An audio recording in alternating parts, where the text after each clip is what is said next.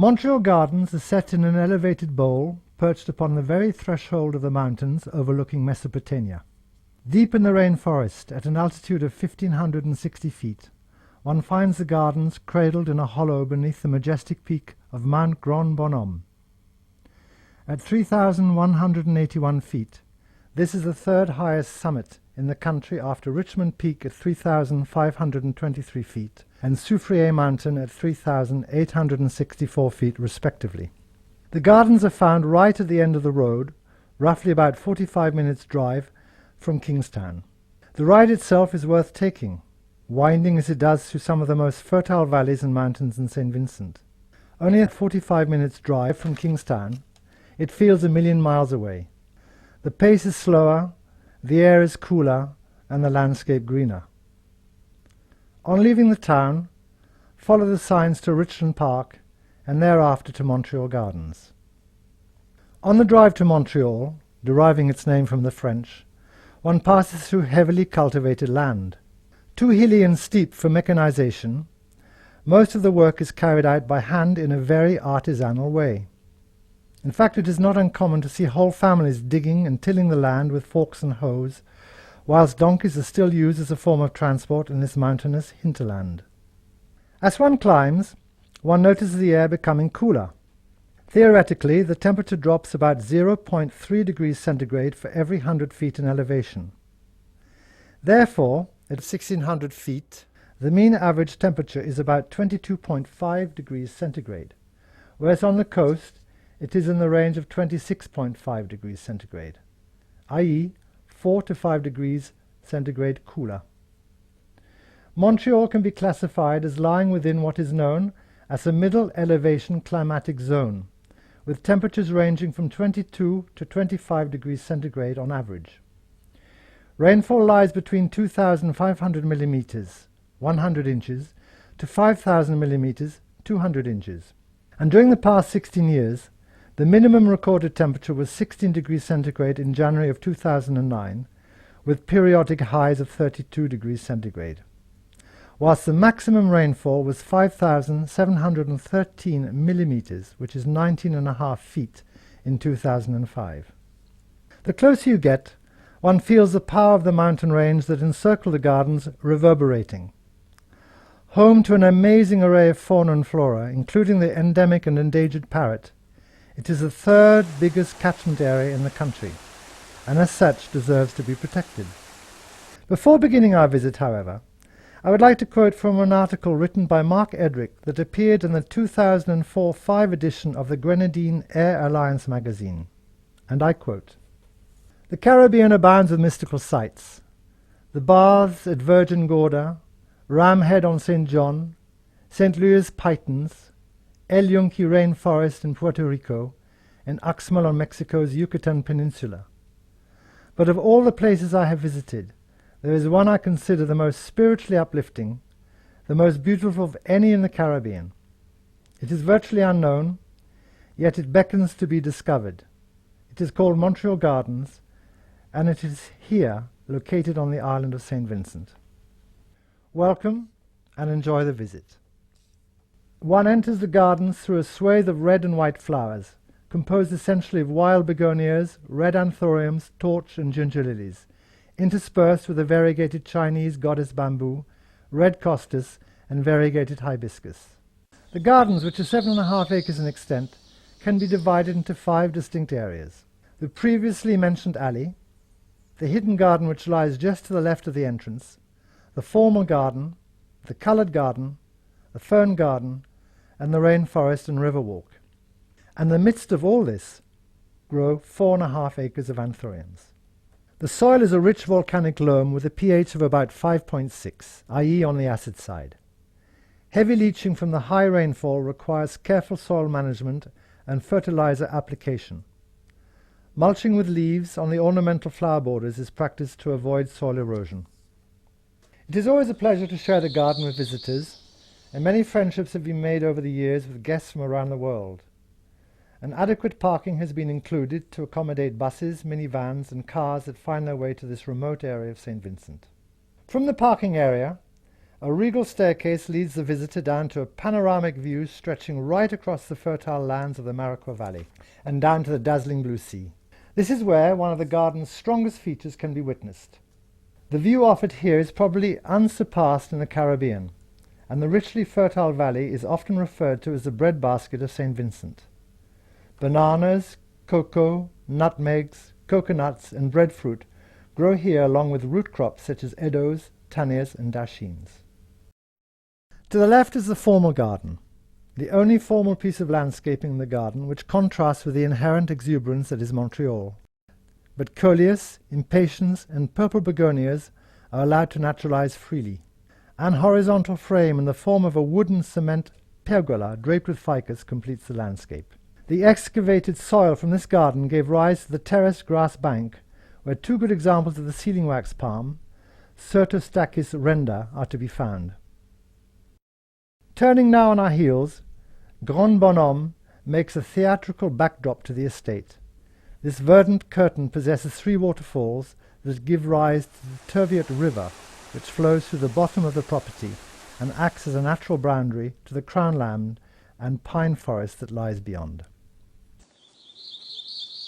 Behind the parking area, one can wander amongst the anthuriums. These are planted on raised coconut husk beds and interspersed with interesting species such as Medinella magnifica.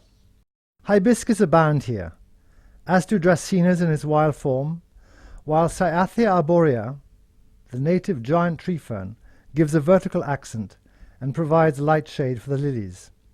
The husks are bought at Orange Hill near Georgetown and are used as a natural medium for the anthuriums.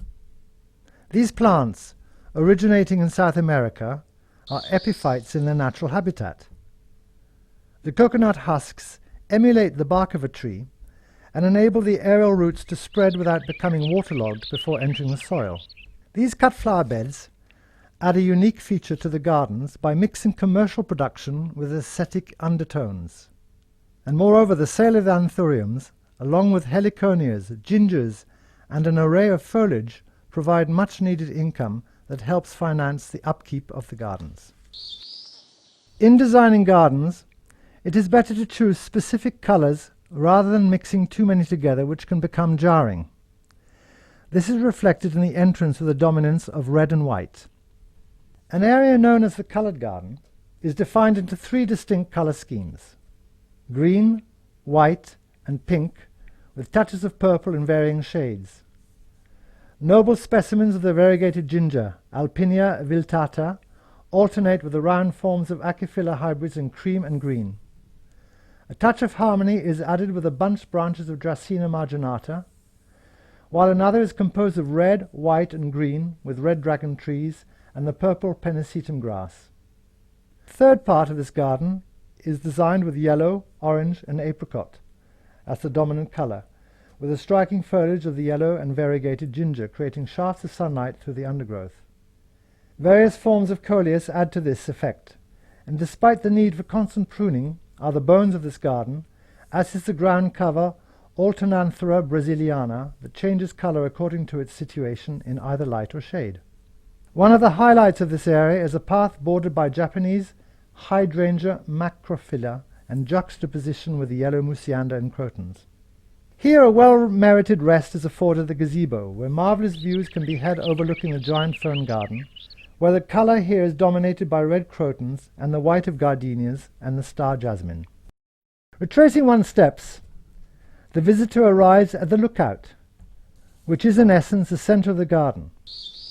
A totally artificial terrace affording wonderful views of Grand Bonhomme, the African tulip tree, or clerodendron, according to the seasons, and the giant tree fern. This sweeping vista looks across the lower tropical garden towards the pine forest at the base of the mountain range, giving an ethereal, magical feel overall, and acts as a buffer or transition before descending to the river. It is from here that one gets an almost aerial view onto the Triskel, the ancient Celtic symbol of life. The three radiating arms acknowledge the perpetual motion of the universe and the major forces of nature in the soil, air, and water. The center symbolizes the sun or fire.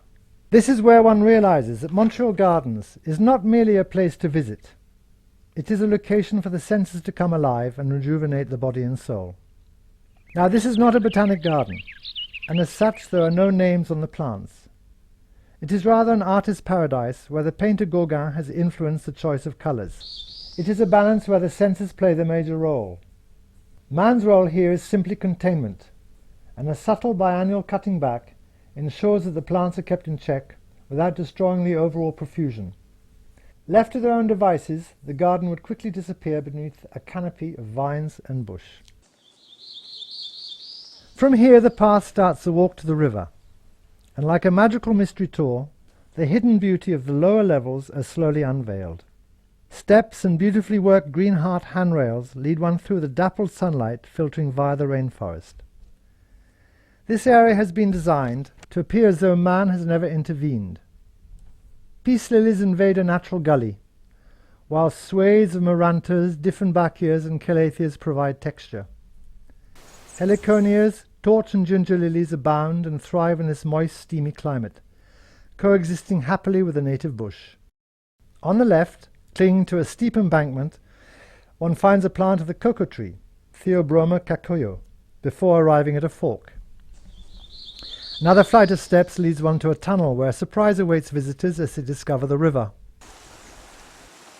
The other path, or series of stepping stones, takes one through a shelter, down more steps, and across a green heart bridge to the recently restored Romance Cottage. It is a testimony to the vision of the previous owner, Douglas Brisbane, who was the pioneer in this country in anthurium production. Once at the riverside, one has a choice of going left to a natural pool area, or right, where the path leads one through carefully nurtured natural bush to a green heart structure with a stone seat, where one can appreciate the sound of the brook and birdsong.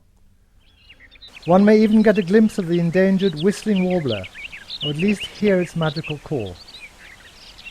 Continuing, an intricate flight of steps takes us back to high ground, where once again beds of the orange anthuriums greet us. Two more paths lead one back to the parking, one in the shade of grapefruit trees, the other winding its way past a bank of buttercups, wild begonias, and the velvety hues of Tibouchina oviliana. But just when you think the tour is finished, there is still the hidden garden to visit. Passing the pristine restrooms, one enters through an alley of the rare Begonia rex, interspersed with yellow crotons and the variegated ficus. Completely different in perception from the rest of the garden, one discovers coffee plants, a clove tree, the vanilla orchid clinging to an eucalyptus, whilst the orchid tree Bohemia litters the ground with its purple flowers. The beds of anthuriums are here at their maturity and meander through this part of the garden echoing colourful serpents. Right at the top one finds another green heart shelter, framed by the biblical papyrus Cyperus papyrus. Take a few minutes to relax, admire the view, and respire the purity of the air. The wind and the whistling pine, Casuarina equisetifolia, will lull you, as will the birdsong emanating from the trees. Look long and last on the cascade spilling out from Grand Bonhomme, and remember, although seemingly natural, this paradise is a result of many years of hard work, and made possible only due to the dedication of the garden staff, and in particular to the head gardener, Randolph Peters. Thank you, and farewell.